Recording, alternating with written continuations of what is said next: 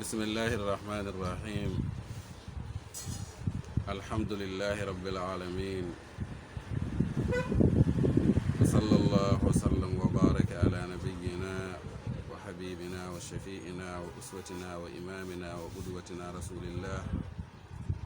صلى الله عليه وعلى آله وأصحابه ومن تبعهم بإحسان إلى يوم الدين. بندرابي جولبي musidɓe waɗoɓe mutaba qanat adwaul bayan, caggal nde jettuɗen allah subhanahu wa taala julɗen annabi meɗen muhammad ibne abdillah salawatu rabbi wa salamu aleyhi. En calmini fof, en juurima fof, en ñaganima fof allah subhanahu wa taala moƴƴal. Ko noonne kadi eɗen gondi kadi radio Leral FM Podor 95.4 e gardugol musidɗo meɗen hono oustaz Cheikh Sow hafidahullah. Eɗen calmina dendagal bandiraɓe heɗotoɓe ngoɗo radio. Eɗen mbiyaɓe kadi yoɓe tinno kadi e jokkude kadi heɗade radio ngo. Kadi ko radio jangguinowol islam,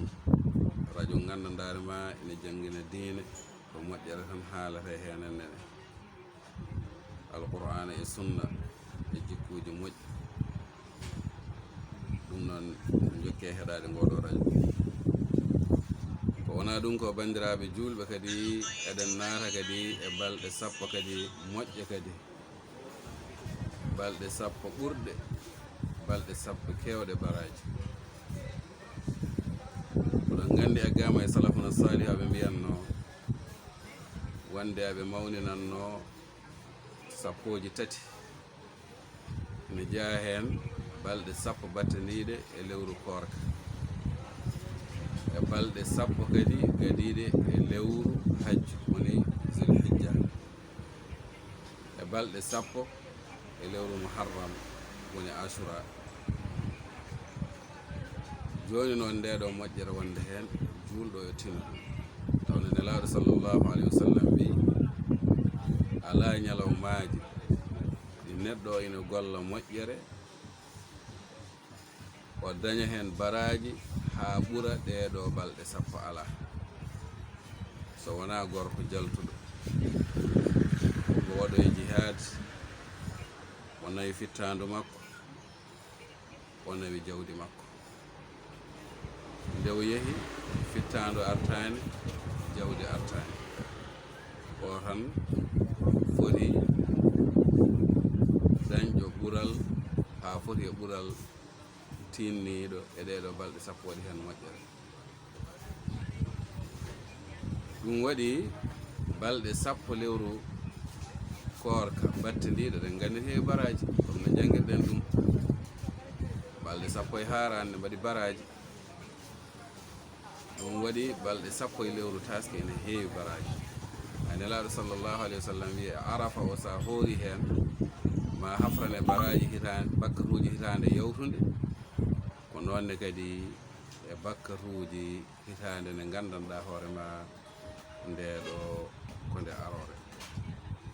Ɗum noon tinnoɗen hen no feewi, mbaɗen hen kadi haqqillaji meɗen tawon heɓural. Ɗum waɗi cheikhul islam ibnu taymi rahimahullah o namdama balɗe sappo e lewru korka battidiɗɗe baraji gonɗi hen ɗi e balɗe sappo gadiɗe e lewru taske baraji gonɗi ɗi hen holen ko ɓuuri hewde ɓuural.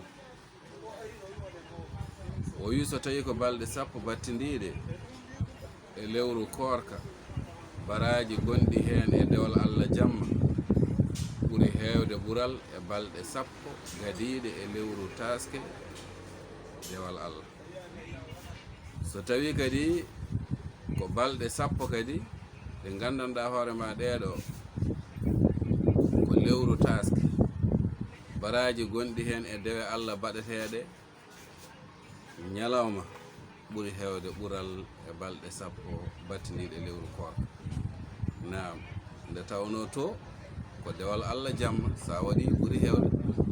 ɓural e dewal Allah ga e neɗɗo wonno ñalawma kono ga dewal Allah ñalawma battegal hen ɓuri hewde ɓural kadi e dewal Allah e balɗe sappo ko battidiɗe bandiraɓe julɓe eɗen jafno e yontere men yawtude on mbimi nasu hadis o endene mataw biɗo gadiɗo arani hen e kanato ɗum noon deftane makko seeɗa حديث أبي رقية تميم الداري رضي الله عنه أن النبي صلى الله عليه وسلم قال الدين النصيحة دينك لا بندر الريد لا بتتني لا دبيني من بين بيهول دوم يا رسول الله وبي لله الله ولكتابه دفتر مودم ولرسوله أن لا دمودم محمد صلى الله عليه وسلم وعامتهم تجنما دو الكارين من صح حديث الجوهر nasu hadis o nanɗon bandiraɓe julɓe windande meɗen hadis mo gandanɗare ma oɗo hande ko hadis jeetaɓe woni hurmatu damil muslim go maali woni karmugol ƴiƴam julɗo e jawdi muɗum bandiraɓe julɓe an ibnu umarin radiallahu taala anhu anna rasulallahi sallllahu alayhi wa sallam qala أمرت أن أقاتل الناس حتى يشهدوا أن لا إله إلا الله وأن محمد رسول الله ويقيموا الصلاة ويؤتوا الزكاة فإذا فعلوا ذلك أسموا مني دماءهم وأموالهم إلا بحق الإسلام وحسابهم على الله عز وجل رواه البخاري ومسلم حديث متفق عليه بين الشيخين oɗo hadis ne laaɗo meɗen mouhammad alayhi salatu wassalam o wi hadisaji ibnu oumar o wi ne laaɗo wi alayhi salatu wassalam umirtu mi yamirama an uqatila nnasa yomi haɓe yimɓe ɓe hatta yashhadu haɓe ceeɗo an la ilaha illa llah dewteɗala hay goto hay gonɗo ele sasmano e dow leydi ndi so wona allahu subhanahu wa taala wa anna muhammadan rasulullah muhammad ko ne laaɗo allah wo yuqimu ssalah ɓe darno julde wuytu zaka ɓe totta asaka fa ida faalu zalika so ɓe golli ɗum ɗo de asamu ɓe ndeni minni am dima'ahum ƴiƴameje maɓɓe wa amwalahum e jawɗele maɓɓe illa bi haqqil islam so wona haqqil islam wa hisabuhum hasbore maɓɓe ala llahi azza wa jalla koɗo jomiraɗo subhanahu wa taala hadis muttafaqun alayhi bayna cheikhain imamul boukhari muslim bandiraɓe julɓe hettotoɓe kanat adwaul bayan e radio leeral fm 95.4 sen duttimayi mufradat al hadis umirtu woni amarani rabbi bimana yamiri kam joomam annas fandita hen ko abatul awsan rewoɓe jalaŋeji wal mushrikina rendinoɓe allah e goɗɗum min gayri ahlil kitab taw ɓe jiidani ahlil kitab en de riwaya abi dawud wa nasa'i